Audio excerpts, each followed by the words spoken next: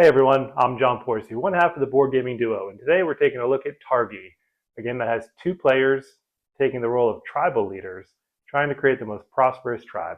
They're going to do that by trading things like dates, salt, and pepper for gold and other benefits, with the ultimate goal of trying to expand their tribe.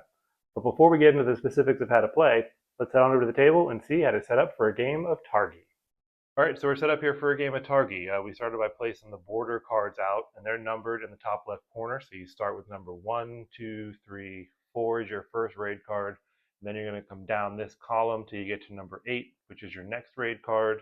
We'll go across the row to number 12, which is your third raid card, and then up the last column till number 16, which will be your final raid card. We've also got the robber token placed here on card number 1, which is the noble action. We filled in the middle of the board here with goods and tribe cards. So the good cards are going to be the ones that have these symbols on them, the good symbols. So we've got pepper, dates, salt and dates, points, your choice of one of the goods that are pictured here. And then the tribe cards are going to be these ones that are going to typically have text on them that do some kind of an action when you get them. So you should have 5 good cards kind of crossing through the middle, and then your 4 tribe cards filling in the empty spaces after that.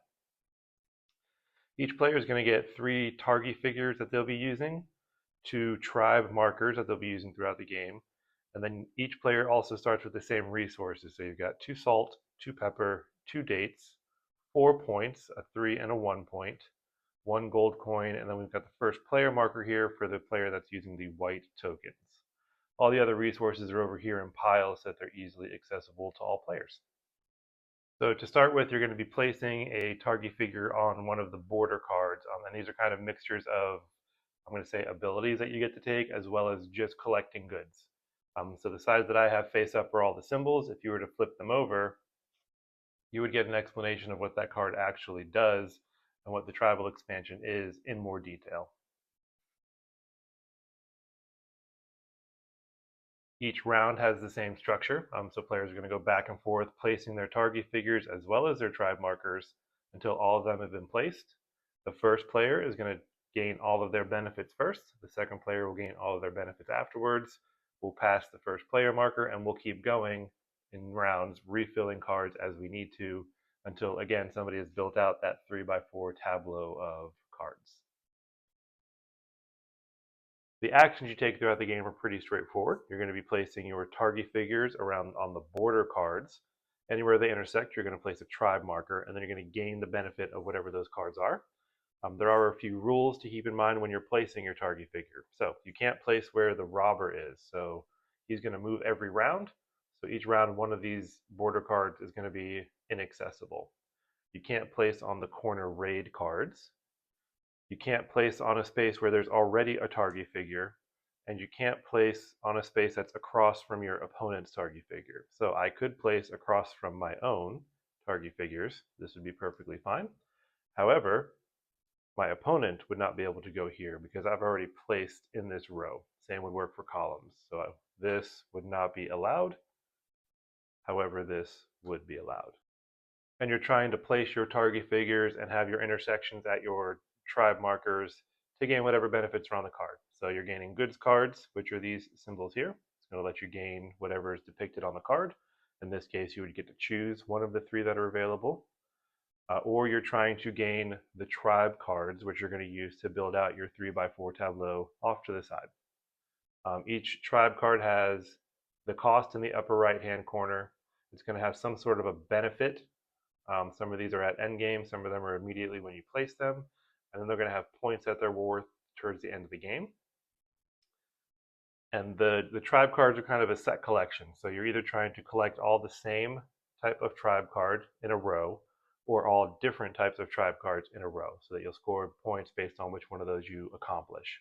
And then if you're placing on the border cards, some of them are goods cards, some of them are different actions that you get to take.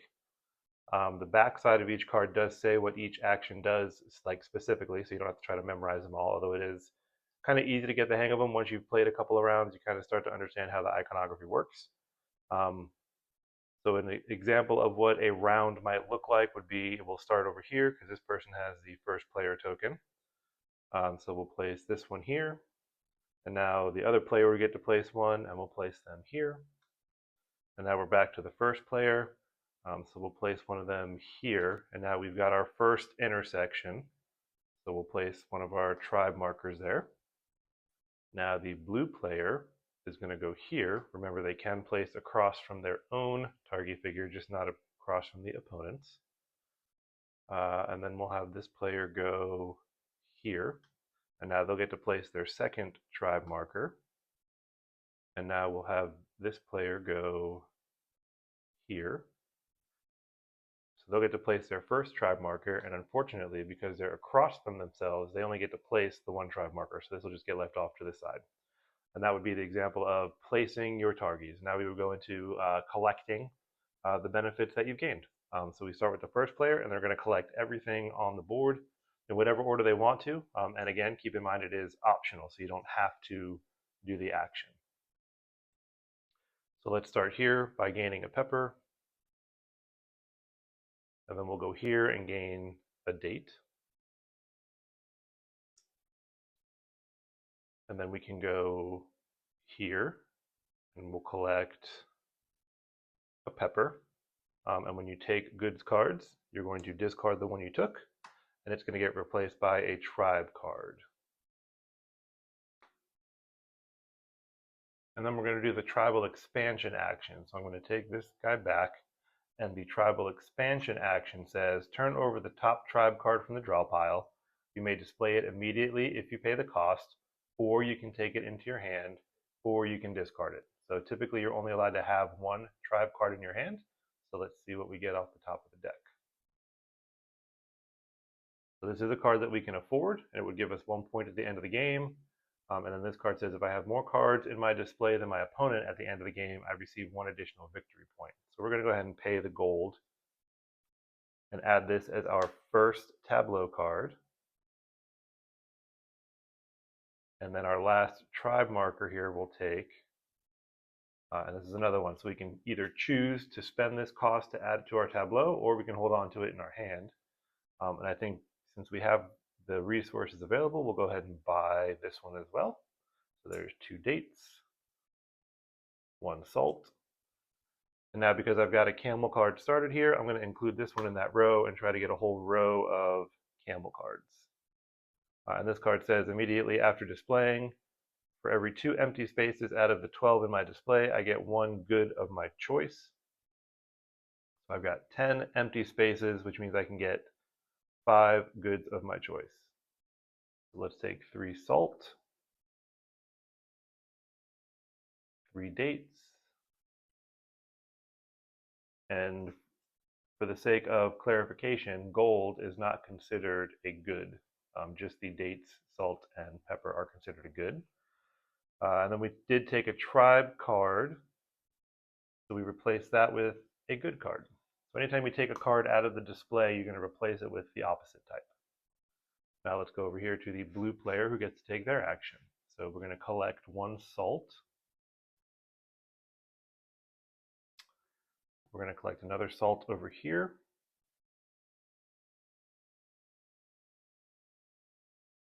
This action is going to let you move one of your tribe markers to another card that's available. So these face down cards wouldn't be available, but I can move it to this card. So instead of gaining these dates, I'm going to gain this tribe card. So we'll take this back. We'll go here. We'll pay the 2 pepper and 1 gold, and this will go in this player's tableau to get started with, and then we replace that with a goods card.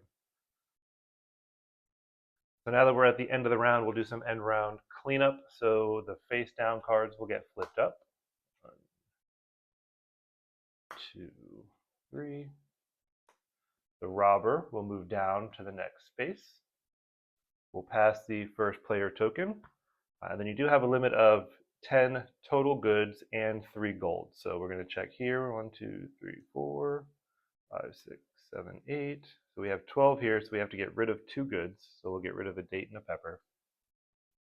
This player is fine on their goods. Nobody's exceeded the 3 gold. And now we would take a next turn doing the same thing, only now the blue player is going to be our start player to start placing their Targi figures out on the board. All right, let's take a closer look at the border cards real quick. The first ones we'll look at are the goods cards. So you'll see 2 of each type, 2 salt, 2 dates, 2 pepper, and they work the same as the cards. When you place your Targi there, you'll be able to claim those goods later in the round. Next up are the raid cards, and these are the 4 cards that go in the corners.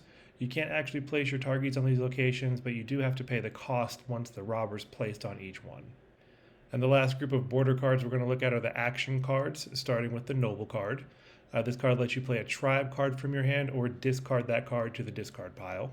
Next is the trader action, and this lets you turn in 3 of the same type of good for a gold coin, or 2 of the same type of good for a different type of good of your choice.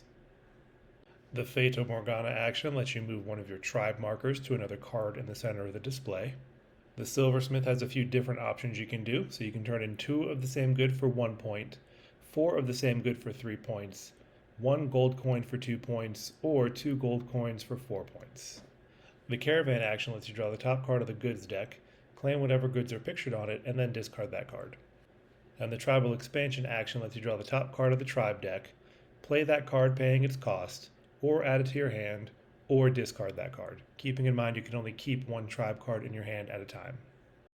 When you get to the end of a round where the robber moves to a raid space, each player is going to pay the cost of 1 good or 1 point in this case, move down to the next space, and then you would begin your rounds like normal. And that's going to happen anywhere you have a corner. So the second time it'll be 2 goods or a point. The third time it's going to be 3 goods or 2 points.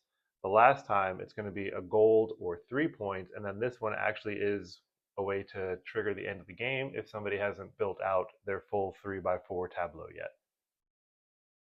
This is an example of what a tableau can look like at the end of the game if you've collected all 12 cards. At this point, we'll check for any endgame scoring abilities on your tribe cards. We'll total up the number of points that are shown in the bottom right hand corner of each tribe card, and we'll check for scoring for the completed rows. Let's start by totaling up the visible points in the bottom right hand corner. So we'll add together all the symbols that are pictured on these cards, and we'll earn 20 points. Next, we'll start with any endgame scoring condition that's called out on our cards. We'll start in the top row with this card. If we had more cards than our opponent, we would gain a point. The next endgame card we have is in the second row, and we'll keep this one in mind when we go to score up the rows. We're going to get 4 victory points for rows of different cards instead of 2 victory points. The third endgame card we have is right here, and we'll earn 1 additional point for the 2 well cards we have in our display. And the last endgame scoring condition we have is this card, and we'll earn 1 point for the 2 Targi cards we have in our display. The last bit of scoring we have is for completed rows. Typically, you would gain 4 points for each row that has all the same card, 2 points for each row that has all different cards, and nothing for any other card combinations. However, because we gained the card that gives us 4 points for cards that are all different, we'll gain 4 points for those rows as well. So the top row will gain 4 points because they're all the same card. The second row will gain 4 points because they're all different cards, and the bottom row we won't score any points. Once that's completed, you'll total up all the points you have on your tribe cards, as well as any points you gain throughout the game. And whoever has the most points is the winner of Targi. Thanks so much for hanging out during this video. I hope you enjoyed it. If you did like what you see, be sure to like and subscribe so you'll get notifications for any future videos we do. And until next time, happy gaming.